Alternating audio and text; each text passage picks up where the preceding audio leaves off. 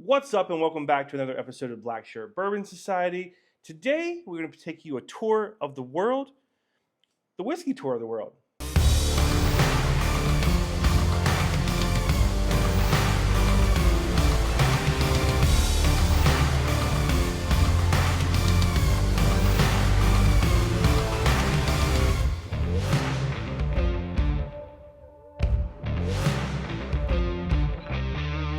Last month, our tasting was a comparison between Winter Jack and Evan Williams cider, which was pretty awesome. I really enjoyed those. But this month, we're going to go back to a world tour, kind of like our Flaviar Advent calendar. A little bit of a smaller tasting this time, not as big as we did the last time, but we're going to do some gravity drinks of the world of whiskey. So it's presented in this awesome bookcase. It holds 5 linen-bound books. It's packed with a guidebook, 2 glasses, which you can see one of them right here, and then all of the whiskeys are neatly tucked away in here, which is kind of cool. And they're from all over the world, places that I didn't even know made whiskey, which is going to be super cool to try and to let you guys see what we came up with. So we picked our whiskey tour of the world up at Costco. So not sure if they'll still have them out there, but if you do, definitely pick one up. There's going to be 4 volumes, so we're going to try to do one each month. So there's 4 chapters. So anticipation, which is what we'll do today, then exploration, adventure, and we'll finish with triumph. So this month we're going to take a tour of whiskeys from Peru, which is really cool. Yeah. Scotland, Germany, kind of reminds me of our whiskey we tried during the Flaviar Advent. Yeah. Denmark, Ireland, and Australia. So looking forward to diving in. Yeah, we'll be right back, folks.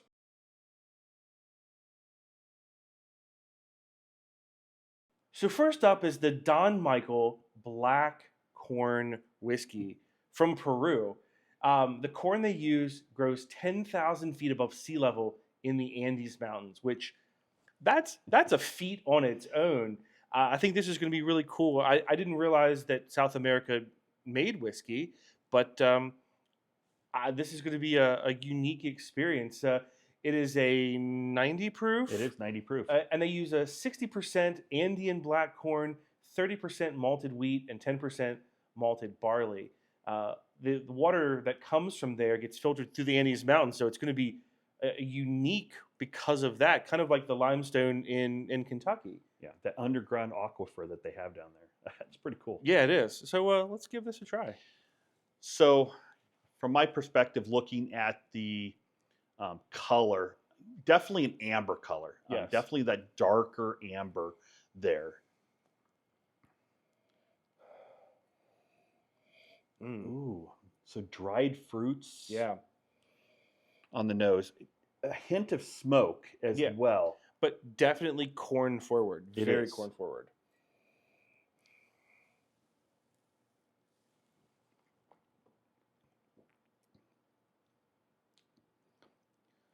So it definitely hits more than I would have expected of 90 proof. Yeah. Great corn flavor. Mm-hmm. That smokiness is there on the palate. Yeah. And that dried fruit comes through as maybe like a raisin. Yeah. And I know we've talked a little bit about it, and there might be another, like a citrus piece to it. Yeah. Yeah.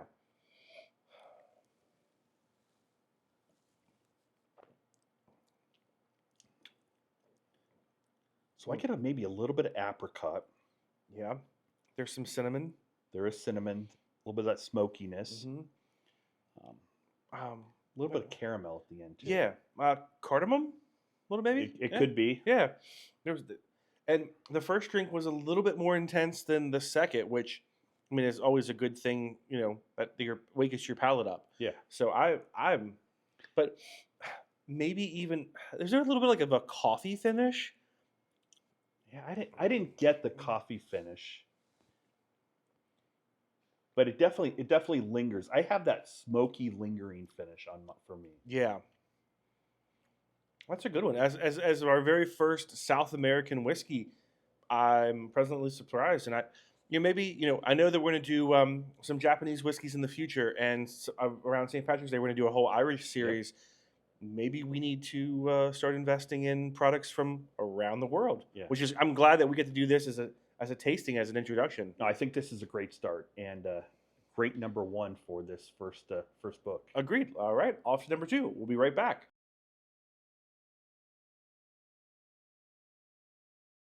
Okay, so number 2 up, we have Nicneen Organic Single Malt Scotch Whiskey. We're always down for a good Scotch. Love the good peat. Um, this is I think a relatively new distillery. I know there's not a whole lot of distribution in the United States, so it's kind of cool to have something like this that we might not have been able to try unless we Yeah. would have gone over the pond. But so it's a mix of different casks. They do a shaved, toasted, and recharred uh, red wine barrel, which is cool. An American whiskey barrel, and then a sherry one as well. So it's going to have a lot of really unique flavors mixed in with it, and I'm excited to try it. I'm pretty sure that this has won a ton of awards as well. I think San Francisco and the U.S. Spirit Ratings in 2023. So let's give us a smell. Looking forward to trying it. So definitely lighter. I would definitely go with the straw color. Proof is, I believe it's 92. Yeah, I think so. Proof. Definitely get some citrus, some vanilla, Oh yeah, some peatiness there. yeah. Mm.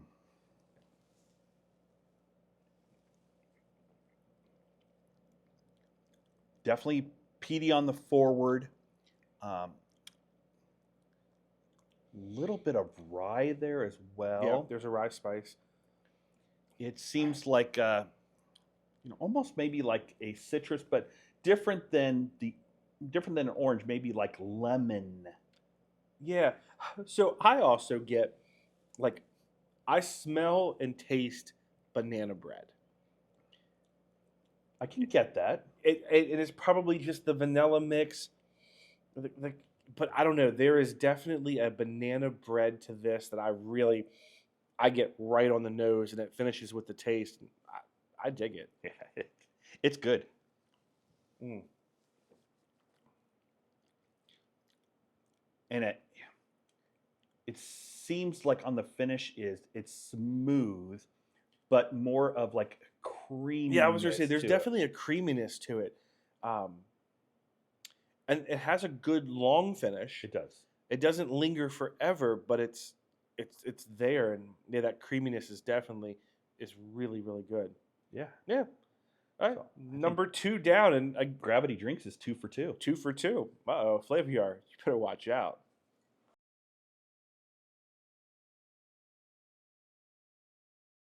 Okay, number 3, we have Beverbach from the Hardensberg Distillery in Germany. It is a triple cask, single malt German whiskey.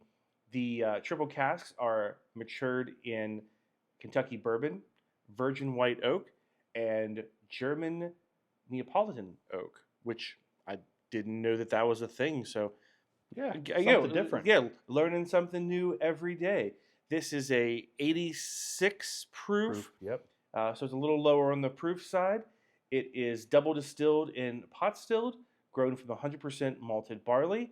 No chill filtering, and the coloring comes from the cask. It looks a little light to me. Yeah. So the single malt, unlike the rye that we had from Germany for Flaviar, Yeah. it's even lighter than straw. Oh yeah. It is It's much just like lighter. white wine. Yeah, I think that'd be a good way to describe it. Yeah. Mm. So on the nose, seems like some warm notes there. Smokiness to it. That warm, I guess a warm smoky. Warm smoke, yeah, for sure.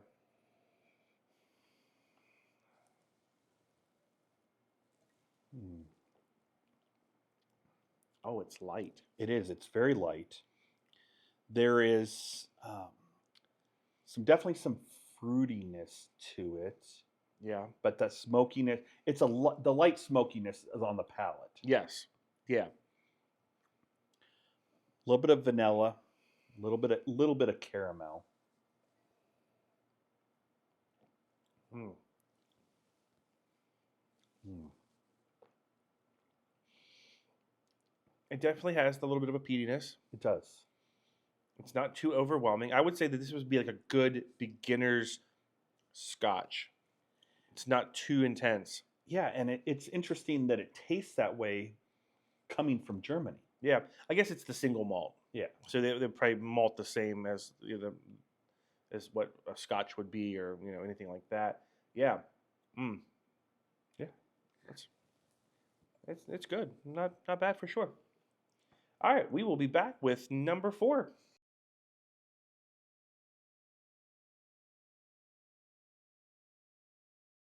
Okay, number 4 Number 4. comes from Denmark. And I don't think we've had anything from Denmark I don't yet. think so either. It's a rye, so I'm super excited. And the cool thing is that Denmark has been cultivating rye for about 2,000 years, which they should be getting that production right by now. I would say. Comes from 2 different farms, and the rye whiskey is deeply rooted in the culture and heritage of Denmark. So I'm wondering, did Vikings drink rye whiskey? Because that makes me a Viking then. So Yeah. I'll take that. I have nothing else to say. Let's just jump right in onto the tasting. So 96 proof.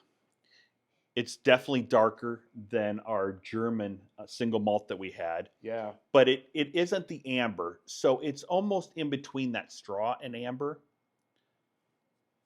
Yeah. It's almost like a Pilsner.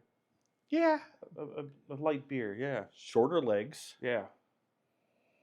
Definitely the rye. Mm-hmm.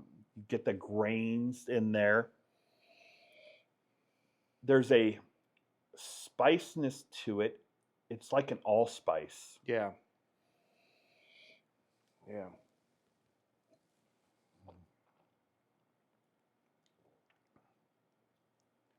So the rye is there on the front. Yeah.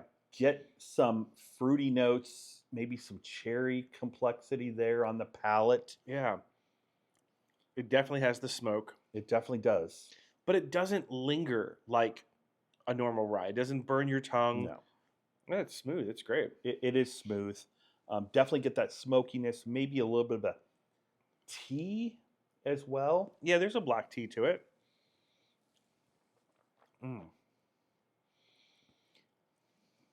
Now, I would say that, like you mentioned, the rye doesn't linger, No. but the finish does have that peppery rye, but it dissipates pretty quick. Yes. Yeah. As ryes go, this is a pretty good one. I'm really happy with it, and Denmark did a good job. Yeah, nice job, Denmark. Yeah.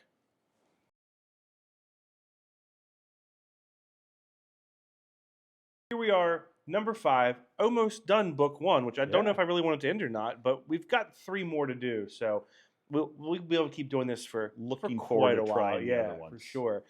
So this is Ballykeefe. It is a single malt Irish whiskey. They're devoted to keeping everything consistent, which I think a lot of distillers are, but I'm really glad that this is, they talk about this in depth, that every bottle of this whiskey originates from a single barrel. So this is all barrel select in a sense. 92 proof. Yep. So let's get into it. So looking at the color, it's very light. Super light. White wine. Oh, yeah, definitely. Definitely the white wine. So as I nose, it's very light, very gentle notes. Oh, for sure, very gentle. Gentle notes of oak, maybe a little bit of citrus, some apple. Okay, a little bit of.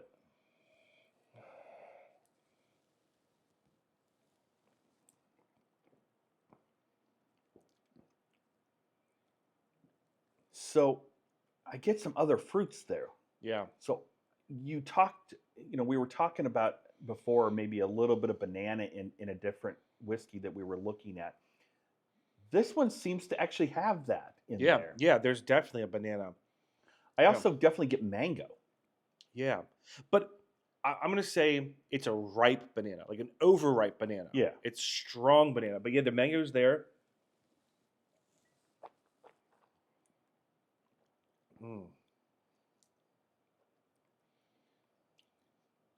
And the peatiness is there from the single malt, but it's not overwhelming. No, it's not. It lingers a little bit. I don't know if it's a really long finish per se, No, I wouldn't say long. No, a medium. but I would say a gentle finish. Oh yeah, yeah, it's great, and it ends with a touch of spice, maybe a little clove or allspice. Mm. But I also say this makes me want to try some additional Irish whiskeys. Yes. Oh, for sure. Yeah. Definitely some more Irish coming soon. Yeah.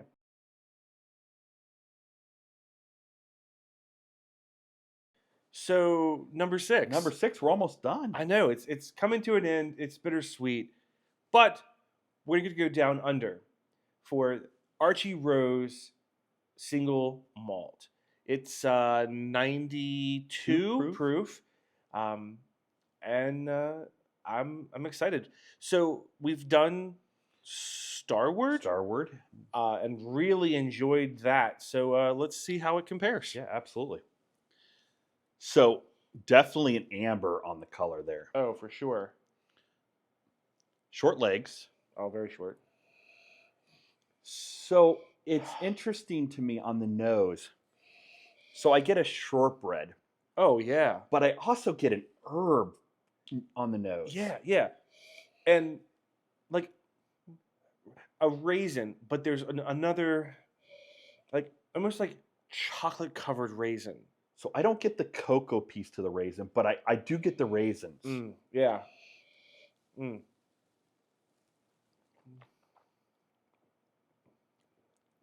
Ooh, that's peaty. That's like smoky. It's smoky. I do get that raisins. Yeah. Oh, yeah. There is that smokiness to it. And that smokiness just lingers there a little bit. Not what I was expecting, but pleasantly not what I was expecting. But yes, but when that finish changes from a smoky to almost a bitter coffee, like an espresso. Yeah, it does a little bit. Yeah.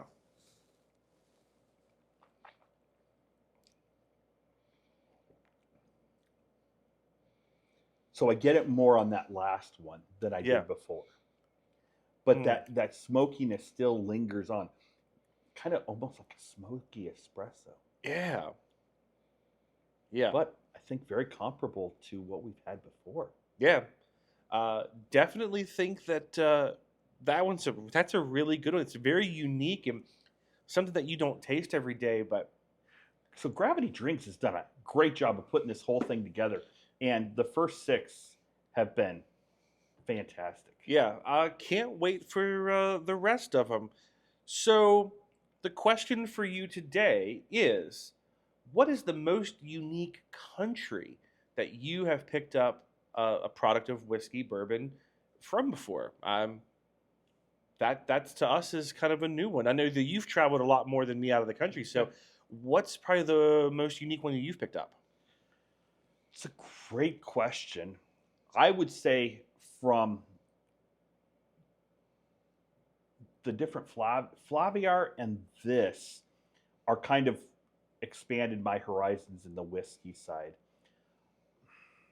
But your Teeling's from Portugal. That that port cask. So I would say that was pretty cool. So spent the time in Portugal and was looking forward to getting a whiskey from Portugal. Now, I didn't get a whiskey from Portugal, but when we went to the local little liquor store, kind of a small little mom and pop place, they had the Teelings that was finished in the Portuguese casks, which I think was great, and I'm looking forward to diving into that one. Yeah, so that should probably be out near St. Patrick's Day when our Irish shenanigans happen.